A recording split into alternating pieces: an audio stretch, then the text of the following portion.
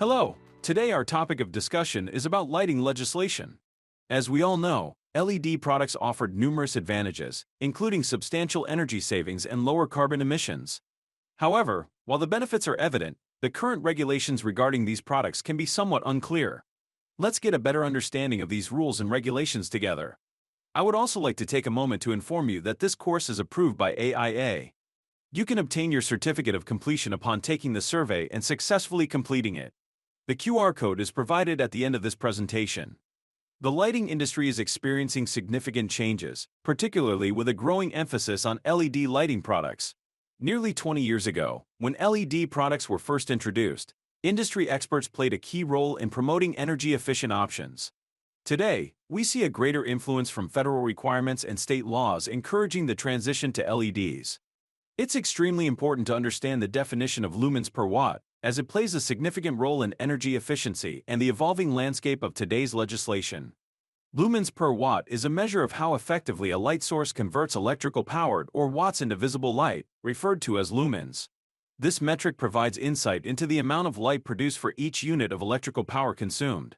To calculate, you would divide the total lumens by the wattage of the light source. Say we have a lamp that produces 1,600 lumens and consumes 20 watts of power. This lamp would have an efficiency of 80 lumens per watt. There are several regulation trends happening in the lighting industry right now. All of them have the same goal to eliminate inefficient lighting products, but there are various approaches. Some states enacted additional rules on top of the federal regulations to products, including CFLs and linear fluorescent tubes. Here's a breakdown of the most common regulations that are currently in effect across the United States. General service lamps. A federal rule requires general service lamps, also known as GSLs, and general service incandescent lamps, also known as GSILs, to meet or exceed 45 lumens per watt, known as the backstop rule. Most incandescent and halogen products cannot meet these requirements. For compact fluorescent lamps, the federal rule on general service lamps essentially eliminates most halogen and incandescent products, but not compact fluorescent lamps. Although because CFLs contain mercury, some states have banned these products. Lastly, linear fluorescent tubes. Some states have moved forward with restrictions on T5, T8, and T12 linear fluorescent products because they contain mercury as well. And because LED tubes are much more energy efficient. Before we get into federal rules and restrictions, it's important for us to know and understand what a GSL is. A general service lamp is defined by the Department of Energy as a lamp that, number 1, has an ANSI base except for light fixtures, LED light retrofit kits, and certain base types with specific exemptions. Number 2, has a lumen output between 310 and 3,300 lumens, or 232 lumens for modified spectrum general service incandescent lamps. Number 3, operate at specific voltages 12 volts or 24 volts, while 100 to 130 volt 220 to 240 volts or 277 volts for in voltage for non-integrated lamps. Number 4 is not a light fixture or LED down light retrofit kit. And number 5 is used in general lighting applications. In short, GSLs are typically lamps used in everyday lighting scenarios, such as in homes and businesses.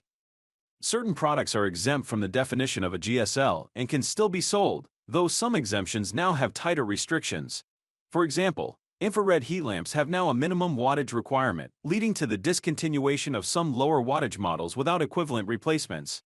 The exemptions include lamps like appliance lamps, marine lamps, traffic signal lamps, and other lamps that are also mentioned on this slide.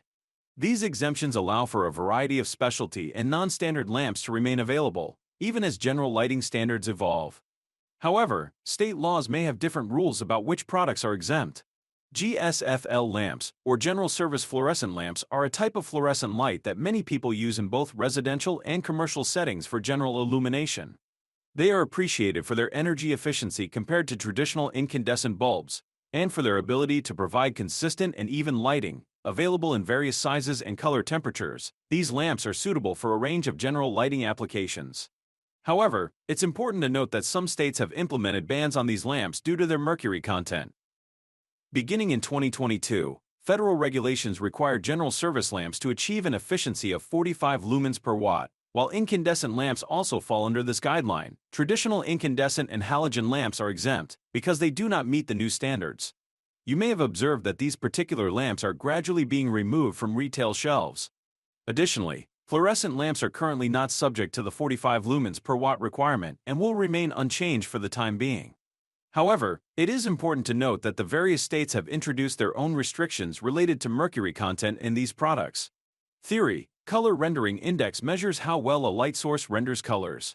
High Sierra linear fluorescent lamps were excluded from the ERISA regulations, giving states the option to restrict them. The change primarily affects T12 with ACRI of 87 or higher, though some T8 may also be excluded. These tubes are largely phased out as they consume more energy than T8 and T5, while newer technologies like LEDs use even less energy. This change aligns with the efforts to improve energy efficiency. The Color Rendering Index, often referred to as CRI, provides valuable information about how accurately colors are perceived under different light sources. Using a scale from 0 to 100, a score of 100 represents the best quality in color rendering. For instance, when you view an apple under a light source with ACRI of 70, it may not appear as vibrant a red as it does under a lamp with ACRI of 100. Have you ever purchased a shirt in a store, only to notice that the color seems different once you get it home? This might be due to the high CRI lighting used in the store, compared to the potentially lower CRI of the fluorescent lamps you have at home. Similarly, you might have experienced comparing a pair of black and blue socks by a window where the sunlight with the CRI of 100 reveals their true colors. In 2028, regulations will be tightened further. The efficiency requirement will vary by product, family, and lumen output. Most LED requirements will also vary, but many CFLs will be phased out. The move is driven by the environmental impact of CFLs, which contain mercury, and consumer preference for the longer lifespan and the lower energy use of LEDs. You need incandescent or halogen lamps. What are your options? These are no longer available for sale, except for the lamps that are included in exemptions, so the only option is LED. If you need compact fluorescent lamps, you still have time as most CFLs will still be for sale until July 2028. The safest option to meet the continuously changing lighting requirements is to purchase solely LED products, unless you are looking for specialty products. Please make sure to check your state restrictions and federal regulations periodically to stay up to date. This slide identifies the states that have enacted their own laws and regulations. Notably, the majority of the West Coast is highlighted in black, along with the Northeastern region. Thank you for your interest in the updates regarding legislation.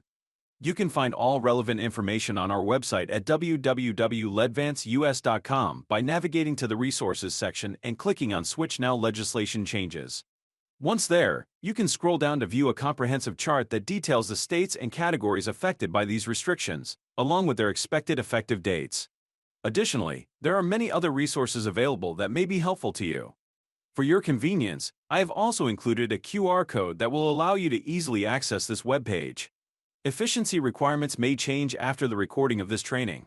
If you have any questions, please don't hesitate to contact your local LEDVANCE representative. LEDVANCE representatives are here to assist in helping you choose the best LED solution for you. Thank you for joining us today. Please scan the QR code to complete the survey quiz and receive your certificate of completion.